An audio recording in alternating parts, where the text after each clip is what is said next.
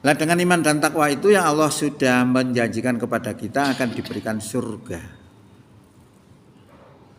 Termasuk iman takwa. Jadi yang masuk surga nanti bukan kelompok A B C D E F G H I boten. Mlebu swarga iku wong sing iman takwa. Maka memperjuangkan iman takwa menjadi penting. Innalladzina amanu wa amilus solihati kanat lahum jannatul firdausi nuzula khalidina fiha la yabghuna anha khiwala. Sesungguhnya orang-orang beriman dan beramal soleh adalah surga Firdaus tempat tinggalnya. Mereka kekal di dalamnya dan tidak kepingin pindah daripadanya. Allah berjanji ini. Allah tidak akan mengingkari janjinya. Pasti ditepati oleh Allah SWT. Nah, terkait dengan orang takwa juga demikian disebutkan oleh Allah dalam Quran surat 3 ayat 133. Wasari'u ila maghfiratim mir rabbikum wa jannatin arduhas samawati wal ardu uiddat lil muttaqin. Bersegeralah kamu kepada ampunan dari Tuhanmu dan bersegeralah kamu kepada surga yang luasnya surga itu seluas langit dan bumi yang disediakan untuk orang yang takwa. Gitu. Penting perjuangkan iman takwa itu. Bahkan kalau orang itu memposisikan diri menjadi iman takwa, itu sebenarnya memberi andil besar terhadap ketentraman dunia ini. Karena Allah akan menjanjikan di situ kalau orang itu iman takwa akan diturunkan barokah.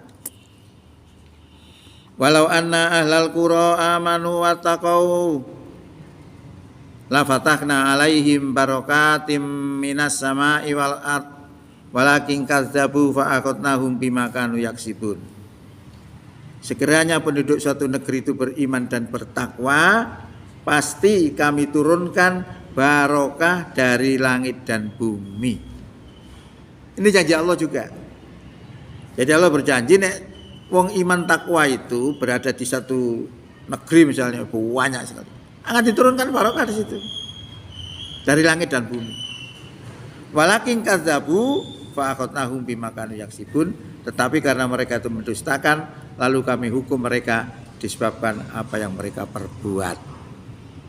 Jadi kosok bali nih. Nek iman akan diturunkan barokah, tapi nek engkar akan diturunkan bencana. Maka dalam sejarah dalam Quran itu sebenarnya dijelaskan bencana-bencana terjadi di alam ini dikarenakan dosa ni menungso. Saiki gak tahu saiki panjenengan lihat di Israel aja. Jeneng Israel itu kobong nganti kaya ngono iki. Karena congkak dan banyak berbuat dolim. Ya, kalau Allah sudah turun tangan ditekan tentara ini macam-macam jenenge. Ono tentara jenenge air, ono jenenge malaikat, ono jenenge angin, ono jenenge dingin, ono jenenge api. Diturunkan api oleh Allah. Hangus habis sudah. Sudah contoh Amerika sama Israel. Sudah diperbuat seperti itu. Itu karena apa? Karena tidak bisa bertakwa sesuai dengan ajaran Allah Subhanahu wa taala. Okay. Makanya perlu untuk diperjuangkan iman itu. Lah bagaimana kita untuk memantapkan keimanan itu? Kita bisa melihat dari sejarah Nabi Ibrahim yang sebentar lagi terjadi yang namanya Idul Adha. Okay. Idul Adha niku tidak bisa lepas dari peristiwa Nabi Ibrahim dan keluarganya. Bahkan haji yang sekarang sudah dilaksanakan itu juga tidak lepas dari keluarga Nabi Ibrahim. Ya, sampai penyembelihan hewan kurban itu kan karena menteladani Ismail disembelih itu. Padahal itu hanya diuji aja. Maka ketika akan digorok turun ayat dilarang melanjutkan, lalu akan diganti dengan seekor sembelihan yang besar. Nah, itu dapat kita lihat di situ. Nah, dari peristiwa itu dapat kita ambil pelajaran. Satu, Nabi Ibrahim itu rela berkorban sesuatu yang berharga. Apa? Anaknya. Anaknya berkorban apa? Jiwa. Nyawanya. Istrinya berkorban apa? Ayo, baru istrinya. Berkorban sampai jadi manasik haji jenenge sa'i. Nah, ditinggal di padang pasir seorang diri, hanya dengan anaknya yang kecil Ismail itu. Moro-moro ditinggal sampai Ibrahim gak noleh belas. Itu celuke gak ngereken. Barang terakhir ngomong, "Wahai Ibrahim, apakah ini perintah Allah?" Baru Ibrahim mandek noleh. Betul ini perintah Allah. Kalau memang itu perintah Allah, maka Allah tidak akan mensia-siakan saya. Loh, kepatuhannya sampai seperti itu. Lalu dia mondar-mandir dari Bukit Sofa ke Marwah, barangkali ada orang lewat. Ternyata nggak ada. Itu dilakukan sampai 7 kali. Tapi kalau sekarang itu ya enggak mungkin. Apanya? Kalau sekarang mungkin enggak mungkin ya. Ditinggal terus kayak gitu. Ya mungkin saja kalau Allah berkehendak. Ditinggal tanpa ada kejelasan. Maka tadi kepasrahannya dia, kalau memang perintah Allah, Allah tidak akan mensia-siakan. Saya ditinggal bojone. Makanya jadi syariat sa'i. Manasik hajinya sa'i. Jadi sofa marwah sampai ping 7. Ini gue akhirnya diabadikan sebagai manasik haji. Termasuk lempar jumroh. Itu kan karena dihalang-halangi oleh iblis. Lu anak soleh kok dibelah sih. Gak apa-apa ta. Disawat sampai Ibrahim. Menjadilah sekarang manasik haji lempar jumroh. Niku terkait dengan sejarah kenapa syariat manasik haji itu tidak lepas dari peristiwa Nabi Ibrahim dan keluarganya. Nah pertanyaannya, kalau Nabi Ibrahim berkorban sesuatu yang berharga, anaknya berkorban nyawanya, istrinya berkorban ditinggal di padang pasir sendirian, kecuali dengan anak kecil, lalu kita berkorban apa? Kan gitu ya. Jadi kalau kita sudah merasa cukup sebenarnya, kalau kita diperintah untuk korban kambing itu dilaksanakan aja. Nanti Allah akan ganti itu. Rezeki itu akan diganti. Ya. Itu tergantung sebenarnya bukan orang kaya atau tidak. Orang kaya enggak korbannya banyak. Sama aja, tergantung kemauan kita, keimanan kita. Nah, kalau kita mencukupi ya begitu. Lah dalam Islam itu enak. Nek kapan enggak mampu malah nerimo. Tapi sebenarnya wong Islam iku kudu cukup. Kok iso? Aqimis sholata wa atuz zakata. Tegakkan sholat dan tunaikan zakat.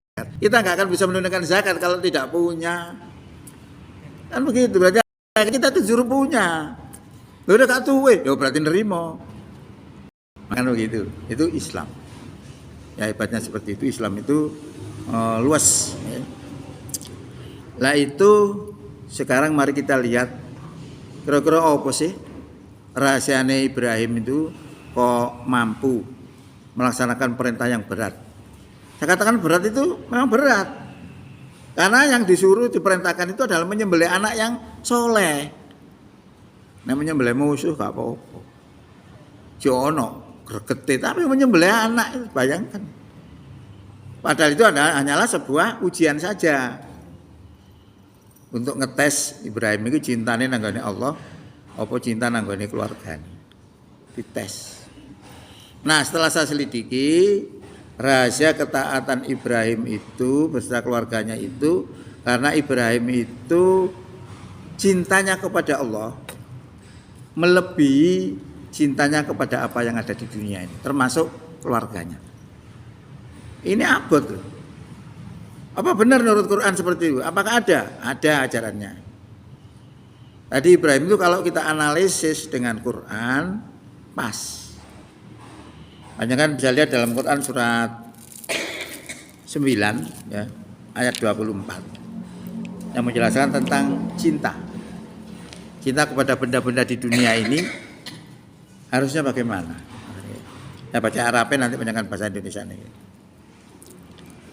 Kul in kana aba'ukum wa abna'ukum wa ikhwanukum wa aswajukum wa ashiratukum wa amwalun iktaraftumuha wa tijaratun takhshawna kasadaha wa masakinu tardawnaha ahabba ilaikum minallahi wa rasulihi wa jihadin fi sabilihi fatarabbasu hatta ya'tiyallahu bi amri wallahu la yahdil qaumal fasiqin. Katakanlah, Nggih. jika bapak-bapakmu, anak-anakmu, Nggih. saudara-saudaramu, istri-istrimu, keluargamu, harta kekayaan yang kamu usahakan, perdagangan yang kamu khawatirkan kerugiannya, dan rumah-rumah tempat tinggal yang kamu sukai, lebih kamu cintai daripada Allah dan Rasul-Nya, serta berjihad di jalannya, maka tunggulah sampai Allah memberikan keputusannya. Dan Allah tidak memberi petunjuk kepada orang-orang yang fasik. Nah, ini adalah dijelaskan oleh Allah, ya, bahwa kita itu sebenarnya seperti itu dalam hal cinta mencintai yang ada di dunia ini. Tidak boleh melebihi cintanya kepada Allah dan Rasul. Tapi ini wabot. Rata-rata manusia itu mesti cinta kepada dunia, pada harta. Ya, makanya kadang-kadang beragama itu tidak terasa apa-apa karena kecintaan kepada dunia lebih tinggi. Kalau cintanya kepada Allah lebih tinggi, terasa nikmat karena dia merasa diawasi oleh Allah, merasa dilihat oleh Allah. Jadi nek beramal dia senang karena sudah dibiji oleh Allah. Nah, kalau kita selalu lupa ya tidak bisa. Itu rahasianya. Ya. Jadi katakan Nabi Muhammad, jika bapakmu, anak-anakmu, saudara-saudaramu, istri-istrimu, kaum keluargamu, harta yang kamu kumpulkan, perniagaan yang kamu takuti kerugiannya, dan rumah-rumah yang indah yang kamu sukai adalah lebih kamu cintai daripada mencintai Allah, Rasul, dan jihad di jalannya, fatarabbasu, maka tunggulah sampai Allah datangkan perintahnya. Lah ini ada pada diri Ibrahim. Apa buktinya? Lah ketika disuruh menyembelih dilaksanakan. Bahkan anaknya itu bisa mendirikan bulu kuduk ya. Ketika ditarik oleh Ibrahim, ya anakku, sungguhnya aku melihat dalam mimpi menyembelihmu. Bagaimana pendapatmu? Dia minta jawaban. Kumprung. Ya. Kira-kira nek wong saiki wis bapak mohon Pak wis tuwek. Awak dhewe cek enom, cek butuh macam-macam. Pun bapak mawon. Tapi jawab panjenengan tahu. Ya abatif almatu maru satajiduni insyaallahu minas sabirin. Wahai bapakku, laksanakanlah apa yang Allah perintahkan. Insyaallah engkau akan dapati aku termasuk orang yang sabar. Coba. Yang dibeli lu monggo. Mana ada orang sekarang seperti itu. Nah ini makanya diabadikan oleh Allah dalam Quran. Seperti itu loh keteguhan orang yang beriman. Mantap. Ya, apalagi kalau kita tunjukkan pada panjenengan ya. Orang beriman itu kayak apa sih? Indikatornya misalnya salah satu saya tunjukkan. Kira-kira ono tagak ade. Innamal mu'minuna alladzina idza dzukirallahu wajilat qulubuhum. Wa idza tuliyat alaihim ayatuhu zadatuhum imana. Jangan baca Quran surat 8 ayat 2. Surat ke-8 surat Al-Anfal. Ayat 2. Nggih. Sesungguhnya orang-orang yang beriman adalah mereka yang apabila disebut nama Allah gemetar hatinya. Nah, orang beriman itu kalau disebut nama Allah gemetar. Ayat-ayatnya kepada mereka bertambah kuat imannya dan hanya kepada Tuhan mereka bertawakal. Nah, tandane wong iman nek disebut Allah gemeter. Pun enten sakit ngoten. Tebal dene delok diukur mbek ukurane Allah. Gurung sama. Itu sebenarnya bisa kita latih kalau kita itu mencintai Allah lebih dari segala-galanya. Kalau tidak akan bisa. Karena apa? Tandane wong itu cinta, napa? Tandane cinta. Selalu ingat. Panjenengan biar bapak arek-arek karena cinta mesti ingat. Kowe korek cowok kono-kono, eling terus. Sing cowok ngono, eling sing wanita. Karena cinta, nek gak cinta wis lali. Lah, eling ini dalam bahasa agama disebut zikir. Zikir itu ingat kepada Allah. Kalau kita sudah bisa seperti itu, maka bisa bergetar. Karena apa? Karena zikir itu bagaikan kaca yang dilap itu. Tiap hari kita lap, mengkilat. Sepeda motor habis gampang dilewati. Nggak pernah kita lap setahun, melungkoh. Panjangan lapi wangel, ketel. Nah bener dilapi, koilap. Nah kena cahaya mantul. Lah hati ini ngoten, hati ini selalu zikir kepada Allah. Itu mengkilap. Kalau ada cahaya Allah mantul. Makanya biasanya orang ahli zikir itu melebihi punya kelebihan ilmu yang orang lain nggak punya. Bunek batik cocokan, ya macam-macam. Karena ada pantulan cahaya ilmu. Ya. Lah ini kalau kita sudah seperti itu, karena zikir itu ada dua model, zikir dengan jahar. Jahar itu diucapkan, mengucapkan, menyebut nama Allah dengan lisan. Yang nomor dua, zikir dengan hati. Zikir dengan hati ini dalam sebuah hadis diterangkan bahwa Rasulullah itu mengajarkan kepada Ali bin Abi Thalib, nek zikir nafsi, zikir diri, zikir hati itu ilate ditekuk ke atas, langit-langit. Terus yang ngomong bukan mulutnya tapi hatinya. Nah, panjenengan ngomong karo hati dengan kondisi seperti itu, konsentrasi sorone bawanten. Ya, itu karena perhatian khusus. Saat itu panjenengan saged nyabe, bergetar. Karena saat itu panjenengan sebenarnya channelnya sudah nyambung dengan Allah. Kalau saat itu panjenengan berdoa, nyambung. Nah, posisi-posisi seperti ini nih sulit. Ini saya akan sampaikan terkait dengan masalah yang seperti ini, tolong diperhatikan. Ya. Supaya kita bisa nyambung, berarti kita sudah punya channel, gelombangnya sama. Kalau gelombangnya sama, masih adoh didengar. Kalau misalnya saya ini gelombangnya sama dengan orang yang ada di Iran Barat, saya ngomong A di sini, di Iran Barat sana ngomong A. Karena suara itu kan nggak hilang, bergetar, bergelombang ini ditangkap oleh sinyal. Nah sinyal ini kalau sesuai dengan gelombang kita, di sana juga bunyi.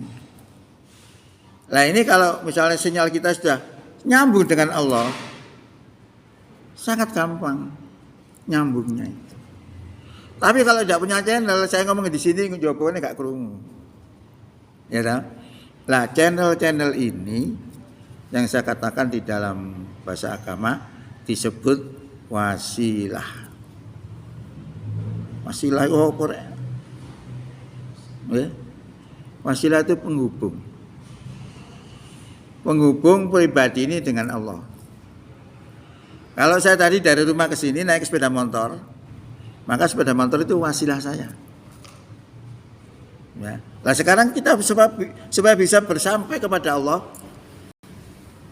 diperintahkan oleh Allah untuk memiliki wasilah. Mungkin panjangan belum pernah diterangkan itu. Nah, perintah mencari wasilah ini ada di dalam Quran surat 5 ayat 35. Ini dengan lihat, benar tangga itu.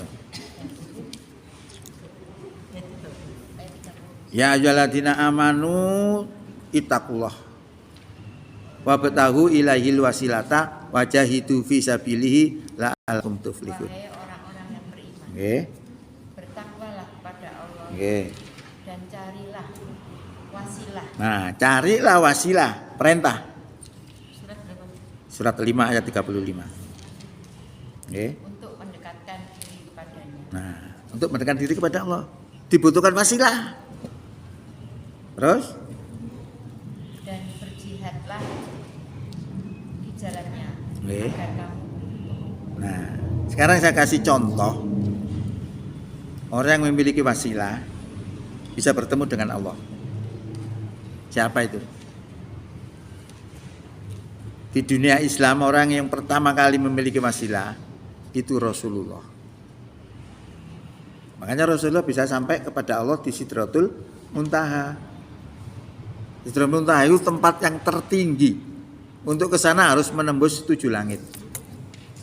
Satu langit saja dengan kecepatan yang paling tinggi. Apa kecepatan paling tinggi? Paling cepat? Cahaya. Cahaya itu sak detik itu kurang lebih 300.000. Nek dadekno per menit berarti dikalikan 60. Nek dadekno per jam dikalikan 60 lagi. Jadi 300 ribu nggih. Dikalikan 60 itu ketemu 1.080.000 kilometer per jam. Dengan kecepatan itu untuk menembus satu langit saja dibutuhkan jutaan tahun. Gitu. Padahal Nabi menembus 7 langit. Ditempuh berapa? Sehari semalam. Semalam. Enggak wokno ta mboten iki? Enggak wokno, lawang satu langit aja ditempuh jutaan tahun dengan kecepatan seperti itu. Rasulullah 7 langit hanya 6 sampai 8 jam. Kenapa Rasulullah bisa sampai seperti itu? Karena Rasulullah memiliki wasilah. Orang mengatakan itu wasilahnya itu apa? Buraq. Buraq itu apa sih? Buraq itu kilat. Jadi sesuatu alat yang kecepatannya seperti kilat. Nah, bisa sampai kepada Allah Subhanahu wa taala. Panjenengan tahu karena Rasulullah sana tidak berangkat sendiri, tapi diberangkatkan. Itu bisa kita lihat buktinya dalam Quran surat 17 ayat 1. Subhanalladzi asra bi abdihi lailam minal masjidil harami ilal masjidil aqsa alladzi barakna haulahu linuriyahu min ayatina innahu huwas samiul basir. Maha suci Allah Okay. yang telah memperjalankan hambanya. Yang telah memperjalankan hambanya. Jadi Rasulullah tidak berangkat sendiri, diperjalankan. Yaitu naik wasilah itu tadi. Ngaji-ngaji ini kan Muhammadiyah kata Pak Ono. Kebetulan saya ini guru saya itu banyak, guru spiritual, guru zikir, saya punya semua. Maka saya bisa nyambung gitu. Ya, lah itu karena Rasulullah naik itu tadi. Bi abdihi bukan rohnya. Abdu itu jasad dan roh. Jadi Rasulullah itu diberangkatkan sak jasate sak ruhe menuju kepada Allah menembus 7 langit dengan kecepatan yang luar biasa. Maka dilihat dalam Quran dalam sejarah itu kesananya sesudah Isya, pulangnya sebelum subuh. Dan antara 6 sampai 8 jam. Kan luar biasa. Ini adalah wasilah. Nah ini sebenarnya juga disuruh Allah untuk kita cari karena tadi dipanggil ya ayyuhalladzina amanu he wong kang padha iman takwa sira kabeh ning Allah lan golek wasilah untuk sampai kepada Allah. Bersungguh-sungguhlah di jalannya agar kamu beruntung. Ya Pak. Nah, peristiwa sing kaya ngenten iki sakti ta mboten Rasulullah? Ya sakti. Long berjalan dengan seperti itu gak sampai sawengi ya. Padahal ditempuh jutaan tahun. Napa enten malih Quran critane sing ngoten? Enten ta mboten kira-kira? Cerita sing gawokno niku. Ati wong niku cenderung sakti terserah Allah. Kalau diberi kesaktian ya bisa. Panjenengan lihat Quran surat Naml. Surat Naml itu surat nomor 17. Ayatnya kira-kira 38, 39, 40 lah. Surat Naml surat semut. Itu kisah Nabi Sulaiman. Nabi Sulaiman itu pernah akan didatangi oleh Ratu Bilqis. Ya, Ratu Bilqis itu meninggalkan kerajaannya untuk datang ke tempatnya Nabi Sulaiman. Terus Nabi Sulaiman itu ngomong, "Hei para pembesarku, siapakah di antara kalian yang bisa membawanya singgasananya Ratu Bilqis sebelum dia datang ke tempat kita?" Apa nih? Surat 6. Boten. Suratnya 27 ayatnya 38, 39, 40 lah itu ceritanya begitu. Lah mari sih kayak pengumuman ngono mau. Dinefrit iki ngacung. Dadi anak buahe Nabi Sulaiman itu ya ana bangsa jin, ana bangsa menungso. Cara Jawane ngene, kula Nabi Sulaiman sanggup membawa singgasananya Ratu Bilqis sebelum panjenengan ngadeg dari duduk. Jemepret iki.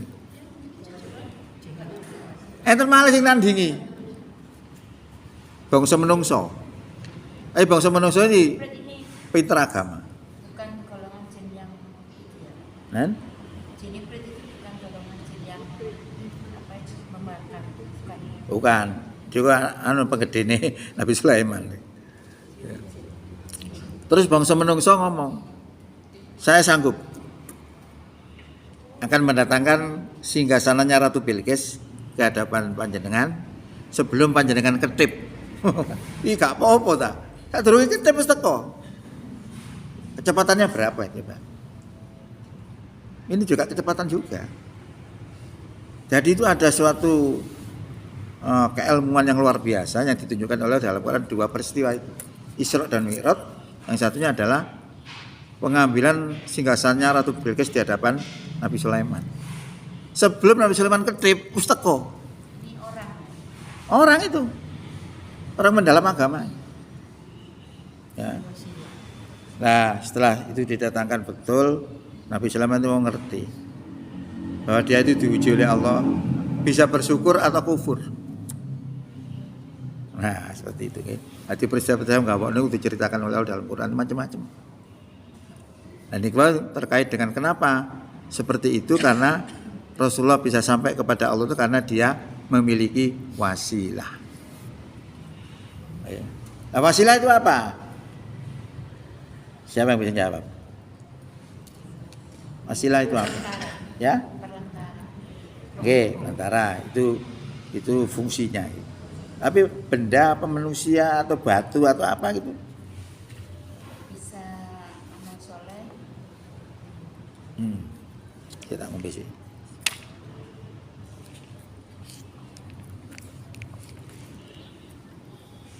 Dalam penyelidikan seorang profesor doktor yang ulama juga, ahli sufi. Sufi itu apa sih? Sufi itu adalah mempelajari sifat-sifat hati agar menjadi baik. Nah, Muhammadiyah menolak itu karena apa? Dianggap orang yang mengamalkan itu banyak menyimpang dari ajaran Islam, dari hadis. Maka sufinya, tasawufnya orang Muhammadiyah itu akhlak. Nah, sebenarnya akhlak itu juga. Ya, berarti permasalahannya amalnya itu cocok dengan syariat apa enggak, itu aja. Itu mengatakan bahwa wasilah itu adalah nurullah, cahaya Allah. Jadi bukan manusia, tapi cahaya Allah. Lah cahaya Allah ini dilukiskan oleh Allah dalam Quran surat 24 ayat 35.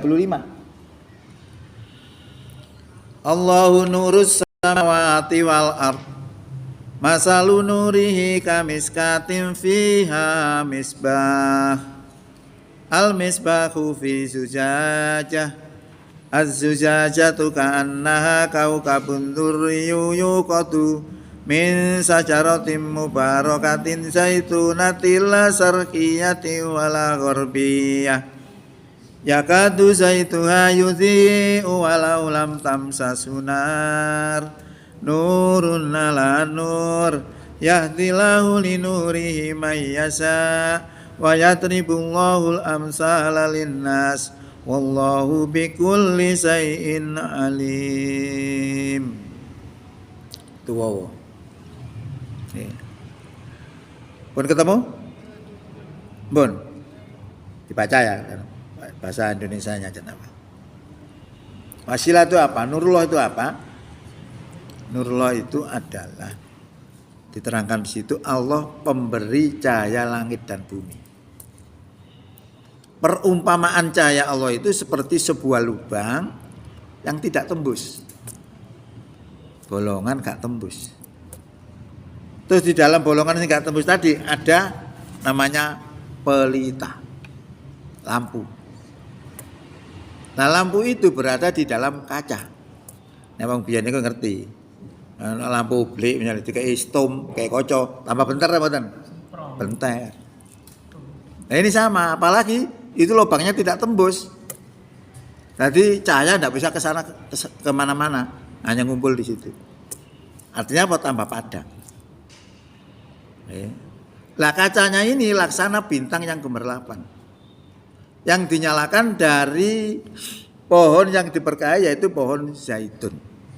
Pohon zaitun itu tidak tumbuh sesuatunya di sebelah timurnya dan tidak tumbuh sesuatu di sebelah baratnya. Artinya pohon zaitun ini strategis. Nek mboten strategis, contohnya wong di tanaman nak mburine omah. Gak tahu kena srengenge. Dadine napa? Ndelunting dawa ini. Ya, karena gak strategis. Ya. Lah itu dinyalakan dari pohon zaitun yang diberkahi tadi sudah. Kemudian minyaknya saja hampir-hampir menyinari. Walaupun tidak tersentuh oleh api.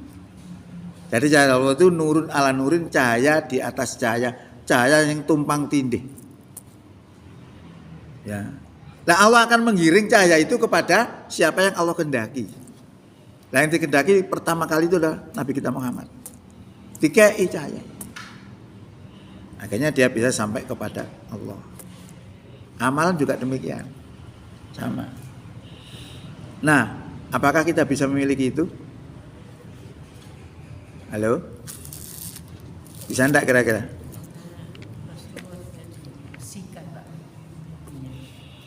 Ya itu dalam pengertian itu berarti sifat-sifat jeleknya sudah dihilangkan. Itu karena kalau dibedel, karena ada yang harus dibersihkan. Itu sebenarnya akhlaknya memang bagus Rasulullah. Nah, kira-kira kita itu bisa enggak menerima nurullah tadi? Jawabnya, tak jawab sekali. Jawabnya bisa.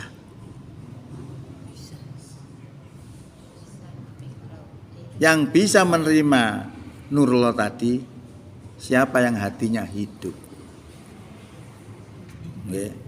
Hati hidup itu orangnya punya prinsip, tidak mudah terkontaminasi oleh keadaan apapun. Sehingga diibaratkan hati yang hidup itu seperti ikan di lautan. Ya, ikan di lautan itu kan berada di lautan asin ya. Masih sak jempolan gini. Masukkan air laut asin, diterjang ombak dari atas bawah kanan kiri.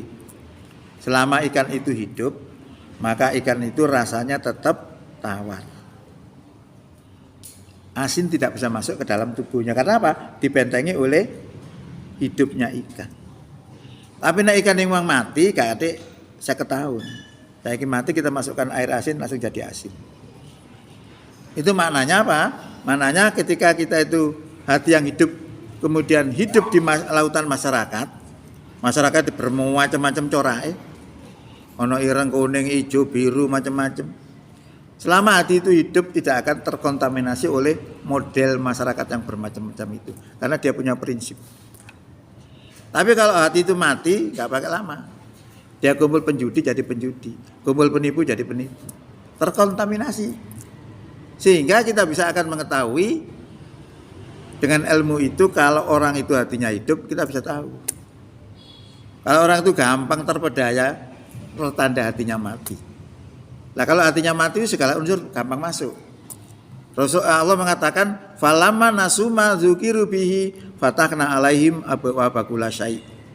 Maka tatkala mereka melupakan peringatan Allah, maka Allah bukakan segala sesuatu mudah dengan masuk. Akan bisa masuk. Unsur macam-macam masuk. Karena hatinya mati. Okay. Nah, bagaimana supaya hati kita hidup? Zikir tadi. Ya, zikir itu akan menjadikan hati kita hidup. Tapi tidak mudah. Zikir dengan ucapan, zikir dengan pikiran, zikir dengan perbuatan. Dampak yang ditimbulkan dari zikir ini panjenengan tahu, salah satu contoh ketika Nabi Nabi sinten sing ganteng niku? Yusuf ya. Ketika Nabi Yusuf diperdaya oleh istrinya pejabat di sana. Dikondisikan masuk dalam satu kamar berdua. Artinya dia punya kesempatan. Lah istrinya ini mengajak sesuatu yang dilarang oleh Allah. Tapi Nabi Yusuf nggak mau. Kenapa? Nabi Yusuf sadar dia dilihat oleh Allah. Nah, berarti itu sudah dizikir dengan akal pikirannya. Mengenal Allah itu melihat dirinya, nggak jadi dilakukan, maka dia lari. Lari akhirnya dibuat sowek lambene mburi. Bareng dibuka lawang yang arep ana rajane mah. Istrinya pinter, iki lho Pak, jangan memperkosa saya. Diwalik. Dihukum Nabi Yusuf tadi. Jadi sejak dulu model-model ketidakadilan sudah ada. Itu contoh pengaruh zikir. Seorang pengembala kambing juga demikian, mengembalakan kambing majikannya ribuan banyaknya. Itu dia punya kesempatan untuk korupsi. Tapi dia tidak mau melakukan karena dia merasa dilihat oleh Allah. Ya. Tersebut dalam sebuah kisah itu Umar bin Khattab itu menguji anak ini, pemuda, jual kambingmu 1 ekor saja kepada saya. Ini bukan milik saya Tuan, ini milik majikan saya. Wis ngomong majikanmu, kambing sing mbok dol nang aku iku dipangan macan. Lah ya bener. Tidak akan tahu. Jangankan 1, diambil 10 aja nggak tahu. Artinya apa? Dia punya kesempatan untuk korupsi tadi, untuk menjual kambing itu. Tapi apa jawabnya? Fa'ainallah. Kalau kambing ini saya jual kepada Anda Tuhan, fa'ainallah, lalu di mana Allah itu? Gak jadi, karena dia berzikir, dia sadar bahwa Allah melihat dirinya. Ini loh dampak zikir. Luar biasa. Nah itu kalau kita bisa setiap saat seperti itu, maka lama-lama hati kita menjadi hidup. Doain kalau kita itu ingat kepada Allah, cinta kepada Allah, selalu tak ingat. Melbu WC misalnya, kaki kirinya dulu, ya, terus berdoa. Keluar kaki kanan, berdoa. Itu tanda ingat kepada Allah. Mangan, Bismillah. Karena kita kan lali gitu ya. Tapi Allah juga memberikan, Rasul sudah memberikan tata cara kalau lupa, bacalah Bismillah min awali wa akhirihi. Ya, itu tanda-tanda kalau kita selalu ingat kepada Allah. Karena kita rutinkan pagi petang atau saat, karena zikir itu adalah alladzina yadhkurunallaha qiyaman wa qu'udan wa ala junubihim. Zikir dalam keadaan berdiri, duduk maupun berbaring. Apalagi kalau zikir sirri orang nggak ngerti. Itu logo tapi zikir luar biasa. Oke. Nah itu yang Allah kalau mengendaki akan diberikan. Ya. Walaupun kita sudah seperti itu, apakah kita mesti diberi? Ya juga belum tentu. Mungkin ada kekurangan-kekurangan, wallahu alam, seperti itulah. Zikir-zikir ini ingat kepada Allah itu sangat penting sekali. Lah ada salah seorang Nabi mengatakan, innan nuro idza dakhalal qalba in fasakha wan saroha. Apabila cahaya Allah itu masuk ke dalam dada, dalam hati, in fasakha wan saroha. Hati itu menjadi lapang dan tenang.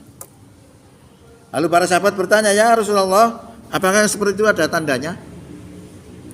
Lalu Rasul mengatakan, at-tajafa an daril ghurur wal inabati ila daril khuld wal istidadu lil mauti qabla nuzulul maut. Tandanya adalah orang itu menjauhkan diri dari daril ghurur. Daril ghurur itu apa? Daril ghurur itu dunia. Nek wong Jawa ngarane ghoroh itu. Wong Arab itu ghurur, meh padha. Lalu bagaimana kita akan menjauhkan dari dunia? Wong kita hidup di dunia. Artinya kita itu supaya tidak kedonyan. Nek kedonyan ngamal itu angel. Kalau misalnya panjenengan punya, lo ini sudah, pun asal. Waduh. Sampun intinya ngoten mawon ngoten. Intinya bahwa dalam pengajian itu yang terpenting adalah meningkatkan keimanan, mendekatkan diri kepada Allah. Salah satunya adalah panjenengan cari wasilah itu tadi. Nah, supaya dapat wasilah, panjenengan mendekatkan diri kepada Allah dengan zikir. Supaya hati kita hidup. Mudah-mudahan manfaat. Bila taufiq wal hidayah. Assalamualaikum warahmatullahi wabarakatuh.